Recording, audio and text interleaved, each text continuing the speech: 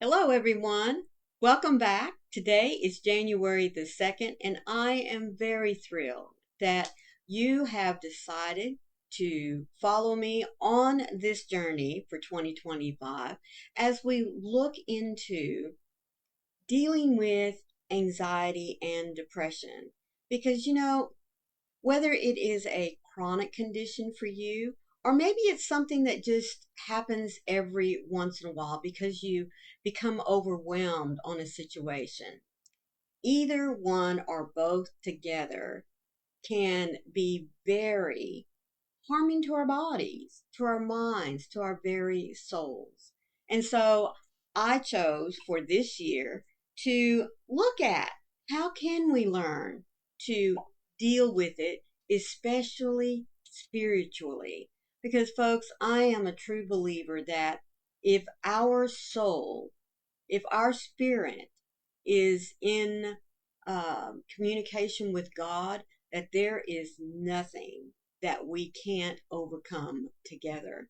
So, the devotional I have chosen for this year comes from this little book put out by Broad Street Publishers titled 365 Days of Prayer for Depression and Anxiety.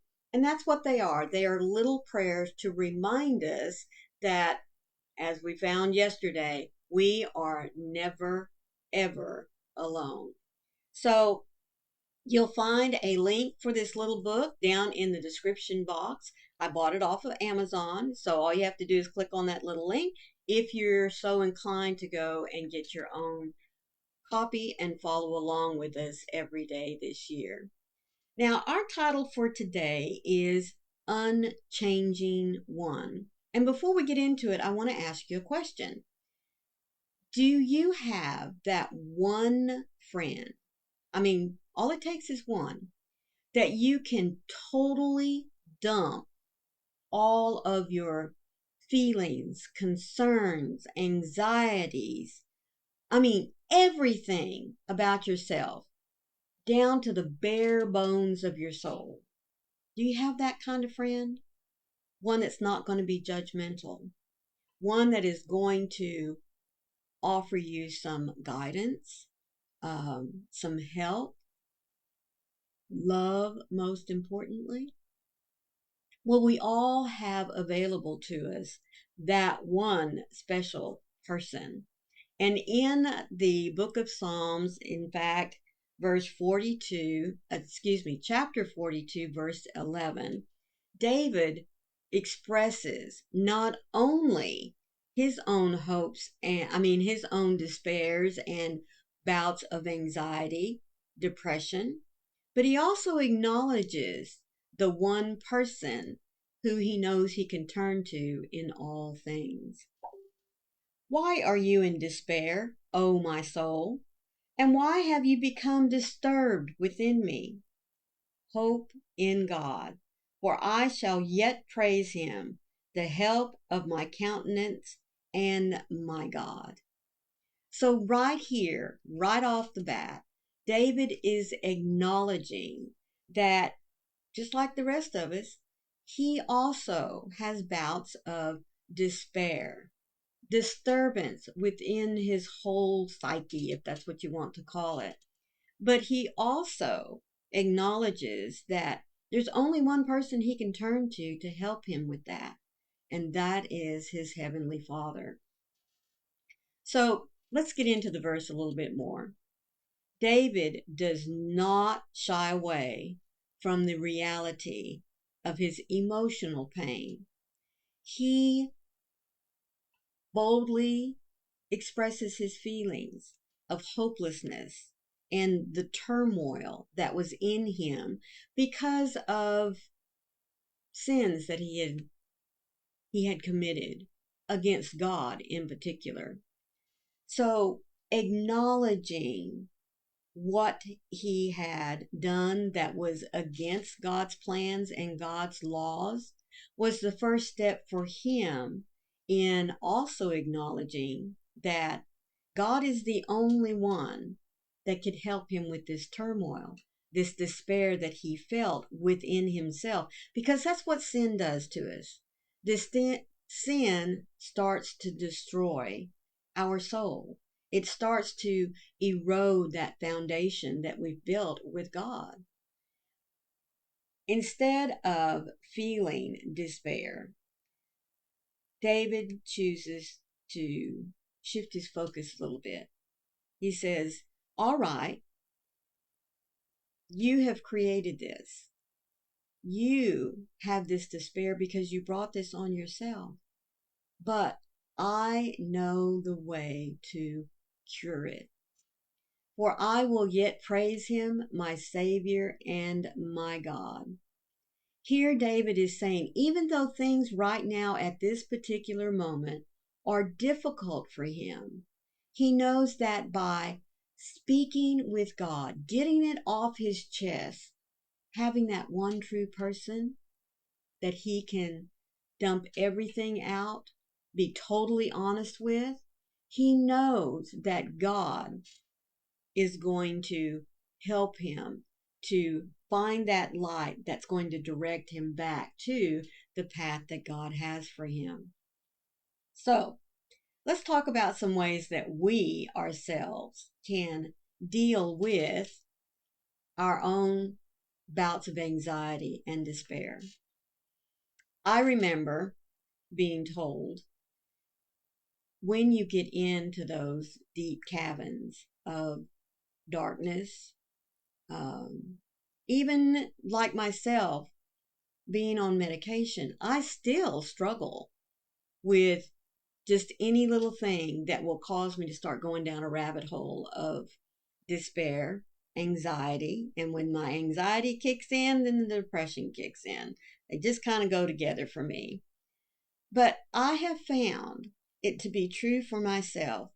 If I get out my journal, take my pencil in hand, and start writing it out. In other words, putting a voice to what it is that I am feeling. What brought this on? Is there a way that I can resolve it? Well, I do have to tell you that I gave up a long time ago trying to find the solution by myself. So now when I write down my triggers, when I write down what it is that I am feeling in this moment, then I stop and pray over it. Because I know that the only one who truly, truly knows me knows what triggered, knows how I'm feeling. But in writing it down, you know what it does for us ourselves? It helps us to look at, well, why did I let that bother me? Or, I have seen a pattern here. This type of situation always brings about this result. So how can I help myself to change, to avoid, to already have a plan in place when I get into those situations again? Writing it down, or even just sitting down and talking it out loud, helps us to figure out a plan. Don't ignore them. Don't try to suppress them. In other words, just keep beating them down. Now, like I said, for me, writing it out. And sometimes what I find to be just maybe a few words, by the time I get through with it, I may have a small book, novella, of what it is that was truly causing my pain and despair. Then, as I said, for me, the next step is to pray over it. Give it to God and sit there and listen. Truly listen. It may not be right then and there where God gives me an answer. In fact, it may be quite a while before God gives me an answer. But I have to trust that by turning it over to Him, He will get me through it. He will see me through the other side. Because remember, I shared with you from Psalms 23 yesterday that, yea, though I walk through the valley of the shadow of death, death being those deep, deep caverns of despair, God is with me. I'm not alone. and He's going to see me through it. David also reminds us that God is the only one who can offer true comfort, strength, and hope for a brighter tomorrow, or even just a brighter next few minutes, because He's like that, the lighthouse out there in the storm or in the dark, who is going to shoot that beam of light that's directed right back to Him and is going to lead us out of that darkness. So let us get in the mindset of looking for that change, and also of knowing that there is one who never changes His love, His perspective of us. There is nothing that we can take to God that is going to change His mind. He loves every single bit and part of us, even the warts and the scars. God, I am not immune to healing or to feeling discouragement and despair. You are the lifter of my head and the source of all the help I need in every season. When anxiety fills my body and worries overshadow the goodness in my life, I turn to you, my good Father, because you never change. When I feel overwhelmed, help me to take a moment to breathe and direct my soul's gaze to you, because you see all and you are all over it. Though I cannot control what will happen in this world, I can focus my heart on who you are and who you have always been and who you will continue to be. God, my help, fill me today with your Spirit. Breathe new life into my weary soul, causing hope to rise once again.